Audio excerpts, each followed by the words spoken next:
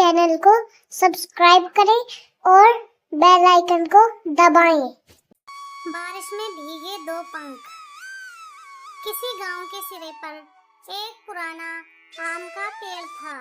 उसकी सबसे ऊंची डाल पर बना एक घोंसला, छोटा सा मगर बेहद प्यारा था। वहां पर दो पंखों वाले दो भाई रहते थे। एक का नाम था कब्बू, बड़ा शांत और समझदार था, और दूसरा बब्बू, वह बहुत नटखट और चंचल, थोड़ा सा खुद में उलझा हुआ। उसकी माँ एक बुजुर्ग कबूतरी, जिसने तिनका तिनका जोड़कर सिर्फ घोंसला नहीं, एक घर बनाया था।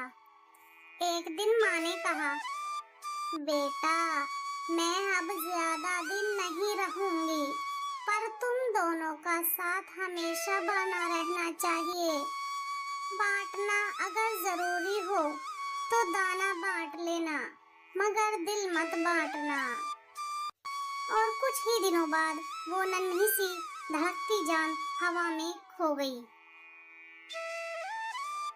माँ के बाद सब कुछ बदलने लगा। कब्बू अपने घोंसले को संभालता रहा। बब्बू के मन में एक नई सोच आई, मुझे चाहिए मेरा हिस्सा, आधा घोंसला, आधा दाना और आधी जगह उड़ान की आधी जगह। कब्बू कुछ नहीं बोला, वो मुस्कुराया और अपना हिस्सा अपने भाई को दे दिया। मगर क्या हिस्सा बांटना दिल को भी बांट देता है? कुछ हद तक।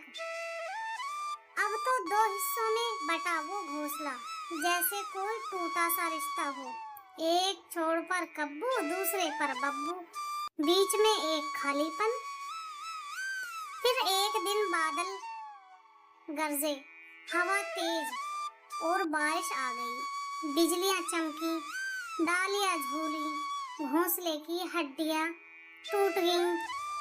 बब्बू, जो पतली कमजोर टहनी पर था, भीग गया।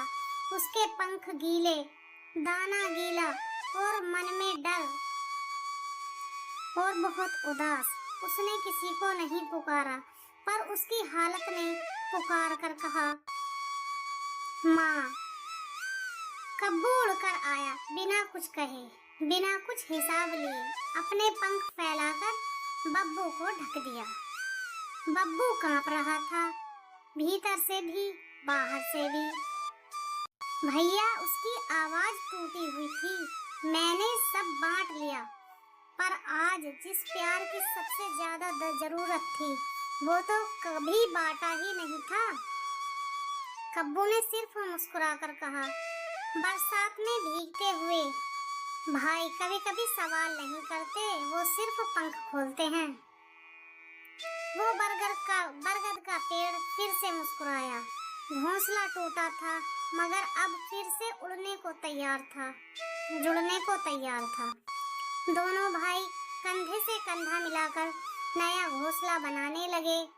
इस बार बिना दीवार, बिना बांट, सिर्फ प्यार ही प्यार। बचपन में जो हाथ पकड़ता था, वही बड़ा होकर गले लगाना भी नहीं भूलता। बारिश चाहे जितनी भी आए, अगर भाई पंख बन जाए तो भीगना भी